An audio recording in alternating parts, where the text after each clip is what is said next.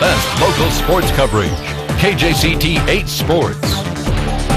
The Battle of Denver versus LA gets a double shot tonight. Not only are the Rockies continuing their series with the Dodgers, but more importantly, the Nuggets have a chance to make history as they have overcome a 3-1 series deficit against the Lakers to force a Game 7 tonight out at the Staples Center. Out to Tinseltown we go. Ty Lawson got out to a quick start in Game 6. He's doing it again tonight. Driving, finishing amongst the trees. Nicely done. A little bit later, the runner from 16 floats it up, drops it. Nuggets down one after one. Second quarter, more energy. Corey Brewer driving, looking to finish. Doesn't get it, but Kenneth Fareed cleans up the mess. Nuggets hanging tough, but LA came to play. Kobe Bryant not shooting a ton in the first half, distributing a plenty though. Pau Gasol bumping the bucket. Then more Bryant distribution. Steve Blake, corner three. Huge game for him off the bench. Lakers out to an 8-point lead in the second quarter. They would lead by 6 at the break. Right now we are in the third quarter, and the Lakers are starting to pull away in this one. We will see if the Nuggets have one more run left in them. 64-51 your score, third quarter. We'll let you know how this one finishes up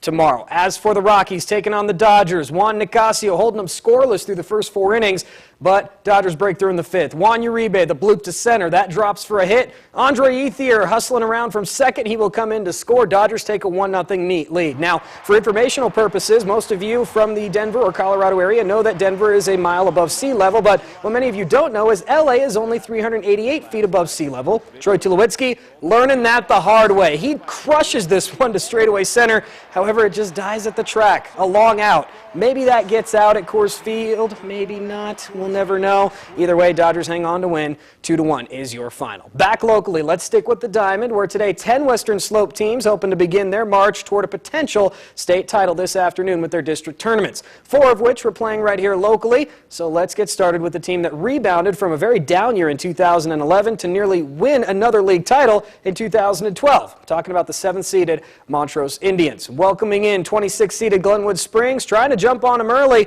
getting the base hit to left with runners on. It should bring the runner in from second, theoretically, right? But look at this throw from the Demons left fielder. Right on the money. Got him. Nowhere. Montrose done in the first. Scoreless after 1. Bottom 2, Montrose threatening again, but a check swing coming right back to the pitcher. He catches, throws to first, double play, still scoreless after 2. Third inning now, Montrose breaking through. Ben Cruz says, you know what? We really got to crush this ball to get it out there and get a run home. He does it. Into the gap. Josh Robertson hustling around third. He scores. Montrose out to a 1-0 lead. They'd score a few more runs and win this one 7-0. They would move on to play Pueblo West in the district title game later this day, and they ended up outlasting the Cyclones 6-5. Game-winning hit coming in the bottom of the 7th inning for the Indians. They will move on to the 4A state tournament starting next week. Meanwhile, out in Hotchkiss, Bulldogs hosting their 3A district opener against Centauri at home. Up 3-0 in the top of the 7th. Jaime Rodriguez trying to get out of it, but the Falcons were fighting to stay alive. Jeremy Quinlan, a shot to right. That'll get down for a hit. 2 runs coming in to score. All of a sudden, it is 3-2. Hotchkiss looking a little flustered. Micah Keys scoring that second run, and he is pumped.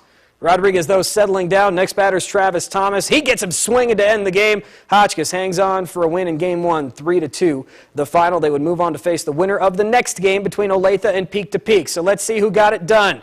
Highlights, Olathe looking to jump on early.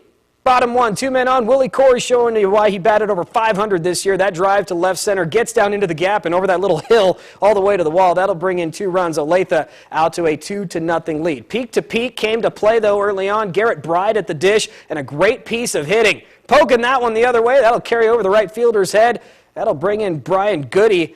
Pumas putting up 4 runs in the top of the 3rd. They take a 4-2 lead, but the Pirates are spawning again, and again it is Willie Corey. Doing damage this time with the bases loaded, shot up the middle. That'll bring in 2 more runs to tie the game at 4. Corey gets into second with a double. He would not be there long. Next batter is Bryce Markley. He's going to see a pitch, and he's going to like it. That drive deep to left field. Not deep enough, though. It's a long way out there at Hotchkiss Middle School, but it's over the left fielder's head. 2 more runs coming in, including Mr. Corey. Olathe takes the lead. They cruise to an easy opening win, 15-5 in 5 innings. They move on to face Hotchkiss and end up pulling the upset. Look at that, 13-4.